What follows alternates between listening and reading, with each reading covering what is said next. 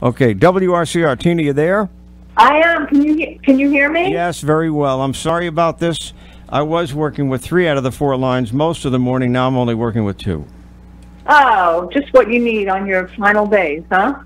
Yeah. Oh, yeah, that's what I need. Well, okay. So I have some time to talk about business in the county today? Absolutely. Please. All right. All right. Let's talk about a few. It's been a busy week. So we wrote a story. This is a bit of a sticky bun. Of course, we all love the New York Boulders, and we love those Saturday night games with the fireworks. But a gentleman started up and gathered 2,000 signatures on a petition, essentially asking the Boulders to consider transitioning to silent fireworks to ease the life of the shelter animals over at High Tor. High Tor and the Boulders Stadium are less than a mile apart. And this particular individual, his name is Wayne Kleinman, he started a change.org petition because he says that he has heard information that many of the animals suffer on Saturday night when the fireworks go off. And, for many of us who have dogs and cats at home, we know what that's like, especially on July 4th. I mean, animals just don't like fireworks. And as a matter of fact, I mean, it's not only animals. Fireworks can be very disarming for veterans or victims of gun violence, who suffer from... Hold on a second. When they were negotiating as to where to put the shelter, all right, because they have to have a new shelter. There's no doubt about that. There were other locations looked at, weren't there? Well, no, because the shelter is on county-owned land, and there really were not other opportunities to relocate that shelter. Okay, I thought there was. They were talking about someplace in Orangetown. And I'm thinking, if the fireworks are that annoying or that unsettling to then they should have gone somewhere else. Anyway, go ahead. Well, I don't know that it's that simple. I mean, it's taken. Look at how many years it's taken for a new shelter. Due to a lot of ineptitude, I'm telling you. I'm not going to say on which side I think it is, but. Well, yeah, no, I mean, and just to make this situation all the more complicated and complex, High Tor and the Boulders, they have a very good cooperative relationship.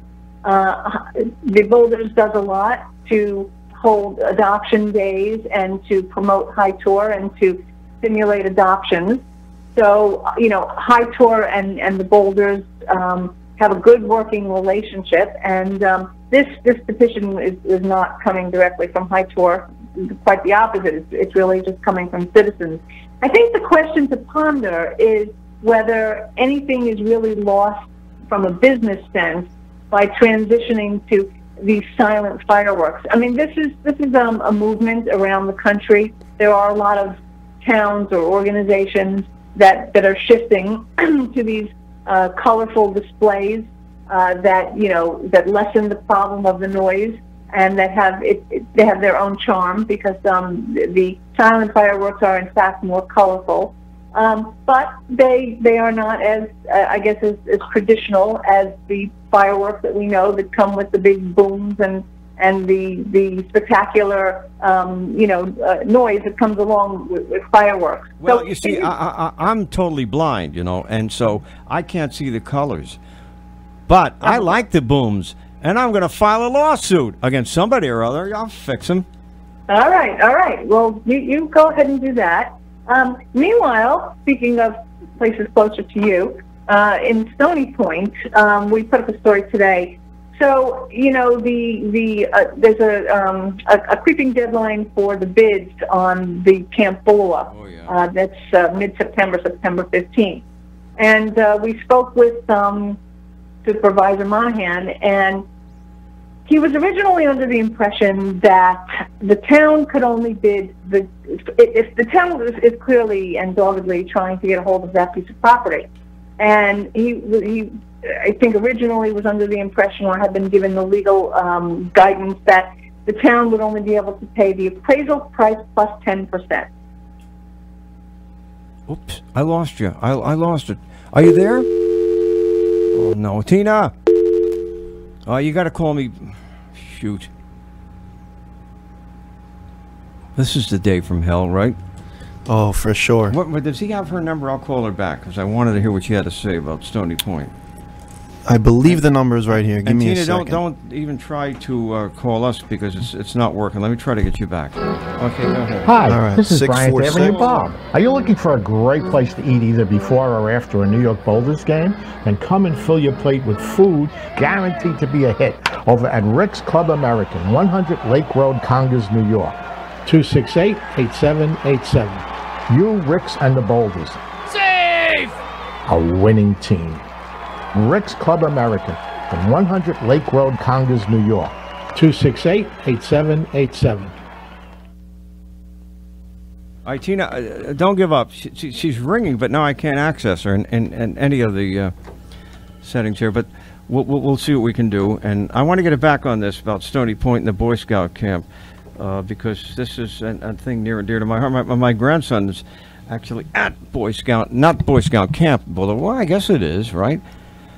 But Troop 10, Stony Point's away on up north of Lake George to try to not to have a good old time for a week, you know, if the weather cooperates.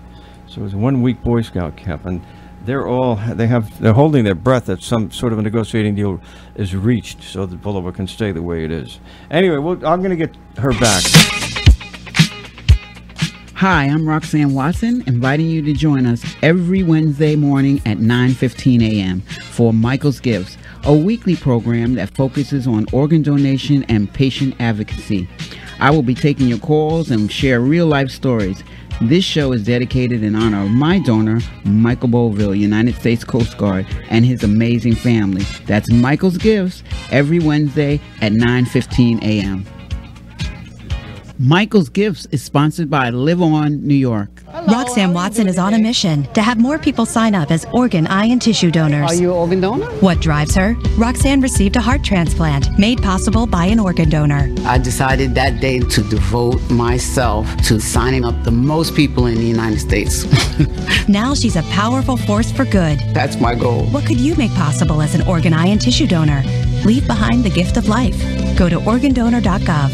U.S. Department of Health and Human Services, Health Resources and Services Administration. All right, I think we got to. Yeah, I think what may be going on now is Verizon is investigating the problem and they're testing the lines, and so they're going off intermittently. I'm sure they'll have this fixed at exactly 10:01 since we get off at 10 o'clock. All right, Tina, but I wanted to hear this story. Yeah. So what I was saying is that the town doggedly wants to purchase the property for sure. But they're trying to figure out this kind of gray area, whether they can get above the appraisal price plus 10%. And the thing is that our inside sources are telling us that the camp is looking for about $4 million on that property. And so $4 million would exceed the appraisal price, which we understand is about $3.2 million plus 10%. So the supervisor said that he has been gathering some legal advice that seems to indicate that they can bid closer to whatever the market price is, which we believe to be about $4 million, to try to purchase that property. And I started by saying that while that's being investigated, the bids will all be collected by around September 15th. So the tick-tock, you know, the time is past, you know, is moving, and they're going to have to make some sort of a decision about whether, you know, they have enough legal advice to go on where the town can get closer to that $4 million mark, or to find, I guess, some sort of a preservation partner or conservation partner to try to purchase the land. So you know what? That's my guess. That's what I think is going to happen. It's possible. It's possible. And then, you know, the attitude of the council, the Boy Scouts Council, is they have the 3 properties in play. They have a certain amount of money, undisclosed amount of money that they need to come up with to sell off assets. And I think they're motivated to hold on to whatever they can hold on to also. So I guess it's just going to depend on whether they sell 2 out of the 3 or 1 is enough to cover it. Or whether they get the prices that they're looking for, and then there's some sort of an arrangement to to lease back to the scouts. So it's in play, but I think we're going to see something by mid-September because that's when all the bids are due. And so, therefore, the town will have to, if it's going to officially make a bid, as opposed to just having, conversations behind the scenes, we'll know that in about 6 weeks.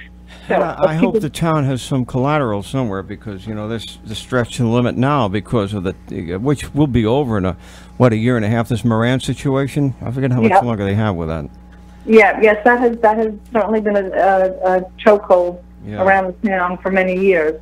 I hope they got to come up with some sort of consortium. I don't think that the town is capable of just purchasing this whole thing outright. Maybe they are. I don't know. But. Well, yeah. I mean, maybe they need to bond for it. I don't know. But I know that there certainly is the desire to try to protect and hold on to that 313-acre piece of land and the spirit of what it's used for. So. We'll put a pin in that one, it was a busy week. Third story I was going to mention is I don't know how much more time I have on. Yeah, go ahead. Morning, there's a couple of other things. Just people can go ahead to the site and take a look. But of course, South Nyack dissolution plan got approved this week, and. So it certainly looks like the village of South Nyack is going to become an unincorporated hamlet in the town of Orangetown by next year. And the question that is lingering is, will the town of Orangetown inherit the current lawsuit that's pending with the yeshiva that bought the college, Nyack College?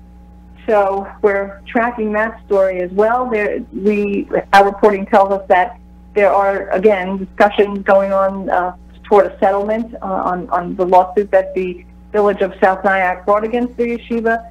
But, lawsuits drag out and they take time. And so it'll be interesting to see what the town of Orangetown inherits when the village is completely dissolved and that is complete.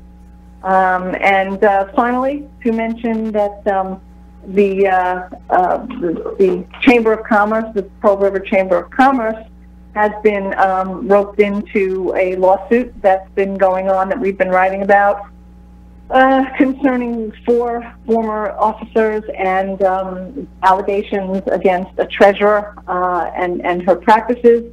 And now like I said, the Chamber of Commerce is now involved in that suit as well. So RCBizJournal.com. That's RCBiz, journal.com.